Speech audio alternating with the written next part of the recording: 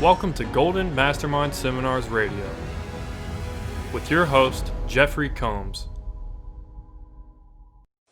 Jeffery Combs, President and Founder, Golden Mastermind Seminars Incorporated, 4 p.m. Eastern Standard Time, a beautiful early August afternoon. Welcome to Facebook Live. I will let the Facebook Live populate, and then we'll move into the inspirational portion of today's Facebook Live. Welcome to Facebook Live. It is awesome to be here with you on this beautiful August 4th day. Cassie, welcome to Facebook Live. Marina, Kate, Grace, welcome. Topic for today's call is your ability to access your power, meaning being able to tap into that power and then transmute it into results, solutions, creative ways to attract leads, to come up with ideas, how to channel your energy and attract to reality people and situations that will fulfill cause, meaning, and purpose. Callie, welcome to the call. Berenice, Scott, Zach, Kate, Cassiopeia, Ophelia, Henry, welcome to Facebook Live. And if I didn't say your name, it's because you're Jeffrey Matheny. Welcome. Taco Tuesday. Welcome, Jeffrey. Appreciate you being on today's Facebook Live. Once again, the topic for today's Facebook Live is your ability to be able to transmute your emotional, etheric energy. The word is power. Josh Moran, welcome to Facebook Live this afternoon. I'm going to go ahead and move right into the inspirational portion of today's Facebook Live. Ryan Burleson, welcome to Facebook Live this afternoon. Ryan, where do you live? I believe you and I have connected before. Thank you for being here. So if you're brand new to the Facebook Live, the GMS Golden Mastermind Seminar podcast, welcome to Facebook Live here today. Charlie and Sissy, look forward to coaching you very soon. And Ophelia, welcome. Okay, so let's move into the inspirational portion of today's Facebook Live. As all of you are acutely aware, our country is in very challenging times. And it's very easy with everything that's going on around you. That's the outer world for us, me, you, any of us to get overwhelmed. As you notice, there's more and more content about the mask. The masks are being forced on us. It's very easy to get overwhelmed about the situation. France is now indoctrinating, mandate. That's the word, mandate. That's the word of 2020, mandate. That wearing masks are now mandatory. I saw a former client of mine who did a video. He was removed from an airplane yesterday or Sunday for not wearing a mask, and he did a video on this. And so what does this mean? It means that in today's challenging times, it's going to require you to be your best and not give up your power, whatever that means. I mean, you create meaning out of what it means. And so if you have to wear a mask short term, I mean, that's totally up to you. There's constitutional rights and all these other situations. But what I suggest you do is you find a way not to be in conflict with yourself and others to the best of your ability. I know that if I have to wear a mask, as bizarre as this sounds, from the hostess stand to my table outside, I'm going to do it for right now. But I also would be part of the robots' rebellion if we got to that stage. But for intent and purposes, focus on results, solutions, and accessing your power. Now, your power is non-physical. It's not linear. It doesn't have shape and form. I'm not talking about the power it takes to pick up a set of barbells or pull-ups or push-ups or climbing the rope or doing a springboard dive or exercising, weightlifting, softball, any sport. The type of power that I'm suggesting you access is your emotional power. Now, most of society is cut off from their emotional power because they live in their upper chest in a state called fight or flight, based on unresolved events, which are traumas, molestation, sexual abuse, growing up in homes with violence, growing home with alcoholic parents, grandparents, being traumatized by brothers, sisters, bullies on the playground. We tend to lose our power. Then we mate, date, attract partners, soulmates, teammates of similar influence to fulfill our feelings of low self-esteem, diminishing our power. Then the communication that we operate in is, hi, nice to meet you, I'm not good enough. That becomes the mixed message. As you learn to let go, separate feelings from events, that means you're scaling consciousness. You're moving up on the power ladder. Power meaning not physical again, but power is consciousness. When you were in your power, to be empowered. I used to have a company called Empower You Now. It was my first publishing company. And empower means, when you're empowered, it means you're in your power. And in that power that you're in, you're able to access an energy that can change who and what you attract. When you are no longer the mind-body connection to the events that shape the feelings, then you are in consciousness. Now that consciousness means you know. Someone asked me earlier today, how do you know? My answer was, I know. I will not intellectualize what I know or explain what I know when I know, because what you know is what you trust. What you know is power. And when you're in power, there's no doubt. When you're in doubt, you're in a mixed message. That mixed message is, I might not, I could, I couldn't, I should, I shouldn't, I could win, I could lose, I could be right, I could be wrong. Doubt is the duality that a large percent of the population lives in an overwhelmed state, in anxiety. So there's anxiety, fear, and doubt. And doubt is the higher level of those energies. And doubt is close to consciousness because you can have a foot in consciousness and a foot in doubt. That's why some people can go in and out. They can have a result and then the next day they shut down. They can have a good week and then they have a week where they get overwhelmed. So they have inconsistent emotions that keep them going in and out. And this will show up in relationships, business, money, etc. Inconsistent emotions are what create inconsistent results because you doubt. You know you could, but you're not sure if you couldn't. You know you could hire me, but you're not sure if you could afford it. You could afford it, but you're not sure if you're going to get a result. I mean, this is how many people communicate with themselves. But as you let go, you start to develop an emotional muscle. That emotional muscle becomes power. Now, there's a dichotomy because power doesn't operate on any outside influence.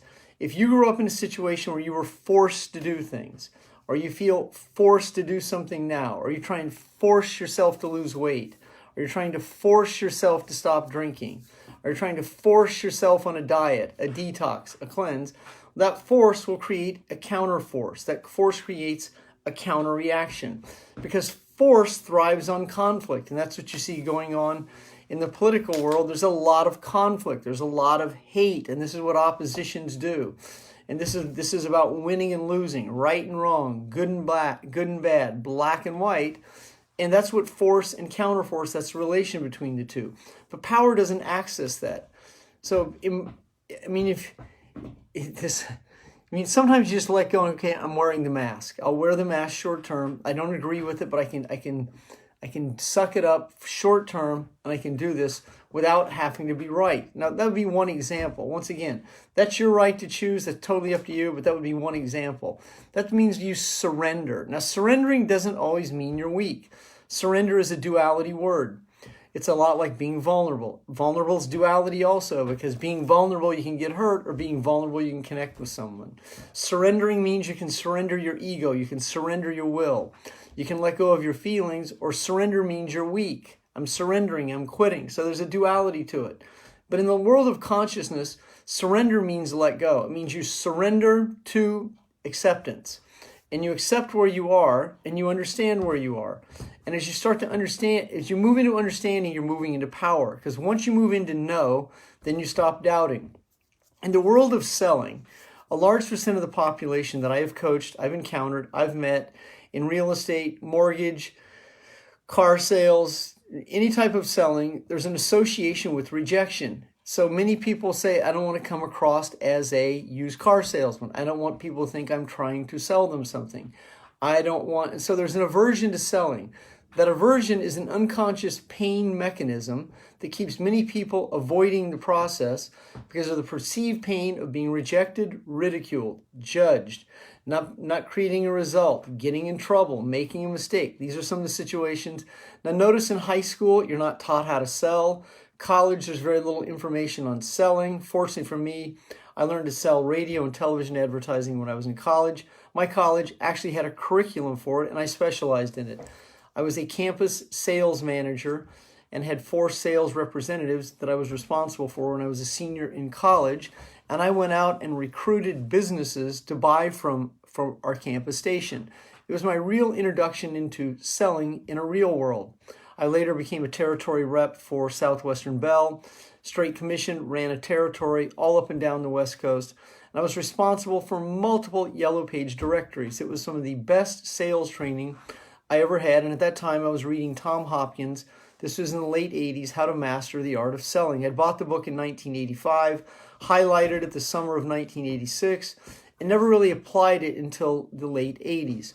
And that book really taught me a lot about selling, but nothing taught me more about selling than doing the application of the repetition and experience. That's when I really learned to sell with power, not to overpower a prospect, but also to be able to understand the prospect, to be able to hear the prospect, to be able to listen to the prospect, not be intimidated by the prospect. I'll never forget, one guy threw me out of his office, or he threatened to throw me out of his office. I didn't do anything. He just didn't like the telephone company.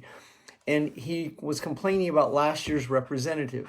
I let him vent, and he said, I don't want any advertising this year. I said, I can appreciate that. If that's the case, you're going to have to at least sign the contract that shows that you're canceling all your advertising. Now, this isn't good for me if he cancels all of his advertising, because I'm going to get a charge back, and I didn't even sell it. And I said, would you at least give me 5 minutes to show you what I prepared for you? He goes, no more than 5 minutes. I sat down, showed him what I prepared. He goes, move the phone number over there. And he bought another full-page ad. Now, once again, that's when when opportunity meets preparation, that it's better to be good than lucky. That's what luck is. So when opportunity meets preparation. So I was prepared, and the guy bought it. That didn't happen all the time, but it happens frequently because of the skill set I've learned over a long career of not giving my power away. And anytime I ever have a customer complaint or a situation like this, I never go on the offense. I always play defense first so that I let the opposition show their hand rather than give my power away. Now, that's in the book, The Art of War, also the 48 Laws of Power by Robert Greene. It's keep your friends close, enemies closer. Understand your adversary, understand your opponent, understand your prospect, understand your teammate, and what you learn to understand is predictability. Now, I get this question frequently. How do I? Now, how do I is the analytical, egoic mind that wants to make sense of situations that don't necessarily make sense. Wearing a mask doesn't make sense. Well, it does if you understand what the purpose of the mask is for. I mean, when you understand why the mask is used, then you won't question it so frequently. Or, I can't believe this. We have this drug, and this new drug could resolve everything. Well, I don't understand why we're not using it. Well, understand why they're not using it so you don't stay in your head, intellectualizing, analyzing, and then being disappointed and frustrated. Frustration, disappointment will rob you of your energy. It takes you out of your power. Anytime you're in anxiety, fear, or doubt, you've dropped down into emotions that scale consciousness anywhere from 25 cycles a second. That's a very low vibration, all the way up to about 180 cycles a second, which is near consciousness. Anger scales out at the highest emotion, and anger is not sustainable. Anger is offensive. Anger can alienate people. Anger is hostile. Also, anger is very connected to passion. There's similar energies. When you can turn your anger into passion, or you can let go of your anger and harness that into power, then it can be effective. It's very ineffective to stay angry, in hate, in rage, in disappointment, in frustration. They're exhausting energies. And when you're exhausted, you have no power because you feel emotionally drained, emotionally overwhelmed. And if you're in your head all day, thinking, analyzing, studying, listening to knowledge and content, what you're really doing is avoiding creating results. And the solution that you're seeking comes from the results. So if you have debt, well, the solution is to create profit money, not to borrow more money. What I watch many non-success seekers do is here's the term, get into debt. They have a lot of debt. They have liability debt, and what they tend to do is borrow more debt to address the liability debt they have while they continue to avoid creating the result by living the solution. It's a very common commonality that the American populace has been seduced by because credit is easy, money is free, it's handed out in today's world, and it robs you of the skill of creativity, innovation, being able to create your own profit from the comfort of your home, being able to create the transaction, asking for the commitments, asking for the orders, creating the connections, creating the bond between teammates, creating the opportunity to build the culture. And this is what many people are willing to do. They're willing to sit home and wait for someone to take care of them. Well, eventually, time runs out. Same thing happens if you just keep getting ready to get ready, giving your power away. When you're in your head thinking about someone, and this is how many people communicate this, I'm not sure if I can put myself out there. Like, where is out there? Is that the stratosphere? Is that outland? Is that center field, left field, right field? Is it the bleachers?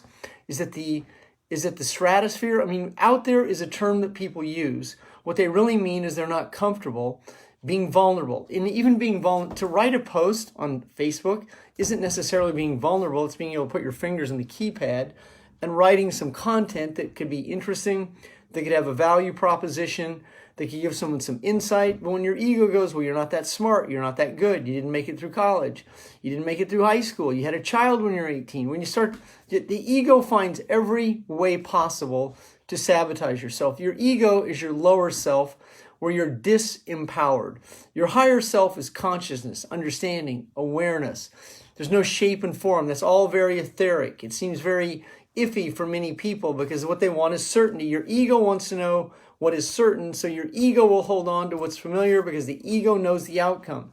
Letting go of your anxiety about the outcome is what allows you to move into your higher power.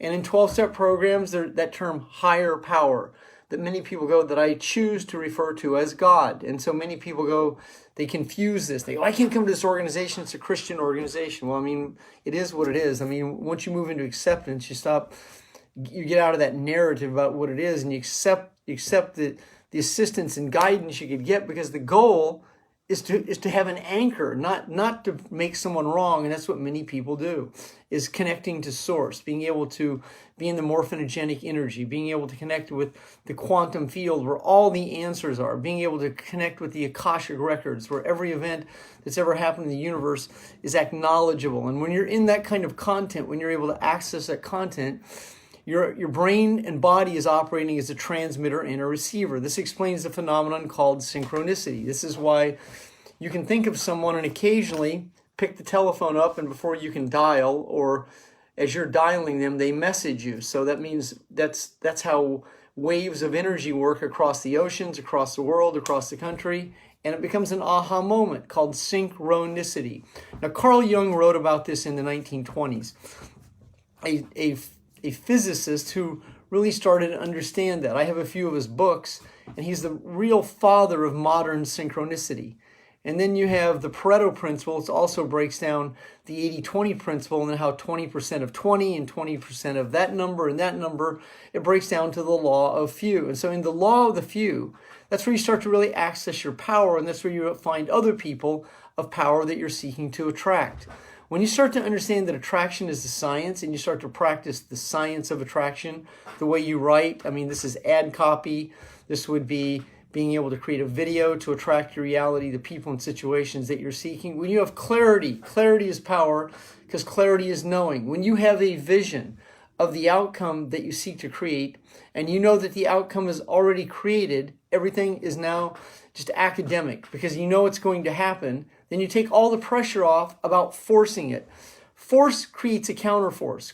Force creates an opposition. You'll either be your own opposition, or you'll attract someone to oppose you, so that you can be in the same conflict you grew up with your parents, your grandparents, your brother, your sister, or any multitude of situations that you continue to attract to fulfill your low self-esteem, your disappointment, your frustration. Now, when the pain is great enough, that means you are done with it. You are so done with this. Then you were able to let go of the cause that creates the effect of why you do what you do. And when you are no longer that mind-body connection, as you scale consciousness, you're moving into power. Power is non-physical. It's not linear. It's not an equation. It's a feeling. It's empowered. That means that's I am, in my power. It means I'm in my zone. And in that zone, there's no doubt. And your focus is a lot shorter. It's not a long focus out in the future. It's right here and it's right now. And that's how you start to create the compounded effect. It's what you do daily. Now, in that type of power, you seldom get taken out of your power, because you've reconditioned your brain and body to be one. The way you were conditioned as a child, you were separate. You had parents that separated. You had parents that weren't emotionally available. You had parents that abandoned and neglected you. You had parents that were addicts. And some of you had really good homes, but most of society grew up in conflict, alcoholism, more than one father, chaos, drama that goes on. the body starts to react to the stimulus. It means your body starts going into fight or flight as a child. If you get picked on in the playground, if you're labeled if you have a learning disability, you're labeled not a smart child, names can be called, your body starts to react. On the way to school, you're overwhelmed. Now you live overwhelmed. Now you're worried about outcomes that doesn't happen. I worry all the time. I'm always worried. I'm always overwhelmed. I'm not organized. I'm not disciplined. I can't read books. I can only listen to CDs and downloads. I mean, this becomes the story. This is the analytical egoic mind that keeps you from being empowered and keeps you disempowered. And typically, what a large percent of the world does is they join something. They join a culture. They join a business. They want to be a part of something, but their unconscious keeps referencing the past by saying you're not good enough. You can't have that man. You can't have that woman. You can't be good. You can't succeed. If you rank advanced, you'll have to be able to be responsible. Oh my God, I'm not sure if I can be responsible. Then you end up the refrigerator. You end up in the medicine cabinet. You end up online shopping. I mean, it becomes the cardio cocktail that an addict lives for, the high and the low. The high, the spike from the purchase, the low from, oh my God, I couldn't believe I bought this. I've got to send it back. I mean, that's the guilt associated with the high that an emotional addict gets from the pain-pleasure syndrome. But when the pleasure is not worth the pain, then you're letting go. As you begin to let go, now you start to access a different level of energy. That energy becomes etheric. It becomes emotional. It's called passion. It's called charisma. It's called connectivity. And that type of connectivity attracts to your reality a different type of person. I was coaching one of my clients last night about conflict and about the importance of letting go of conflict. And I was asking, why did you send that message? What are you seeking by doing this? And so as I assisted my client to understand that conflict is not power, conflict is force, because conflict creates a counterforce. Counterforce is an opposition. It's a right, wrong, good, bad. And if we could just agree more frequently on our political parties, we'd have less conflict, less hate. If we could listen better, if we could hear what people mean, if we could really understand their point of view without getting our point of view in the way, we would have a better understanding in our communities, in our country, in our world, in our teams, in our organizations. That's why being a great listener, a great communicator, a great writer are all very important skills to master. Most importantly, do your best to stay out of conflict. Right, wrong, good, bad, black, white, win, lose. Because there's no real victory in alienating people unless you have to. I mean, you want to be an ambassador of change. It's true, you have to take a stand at times, but pick your battles. I mean, keep your friends close, enemies closer. Understand your opposition, your opponent. Become a student of this process, a student of the game, and most importantly, practice the skill of letting go while being and staying in your power. This is Jeffery Combs, Facebook Live on a beautiful Tuesday afternoon. If you have not accessed a free 20-minute coaching call, I offer those 7 days a week. And if you're brand new to Facebook Live or you've never seen me or accessed my services before, I offer 20-minute coaching sessions to people for first-time requesters who have at least some level of interest in hiring me to be their coach. Now, this Facebook Live is recorded and available on podcast on Golden Mastermind Seminars Incorporated. I have changed the name of this for 21 years. It was called the More Heart Than Talent Mindset First Call, then Mindset Podcast. I've gone back to my original roots, which is Golden Mastermind Seminars. This is a GMS Live on my podcast on Facebook Live. It is on www.goldenmastermind.com.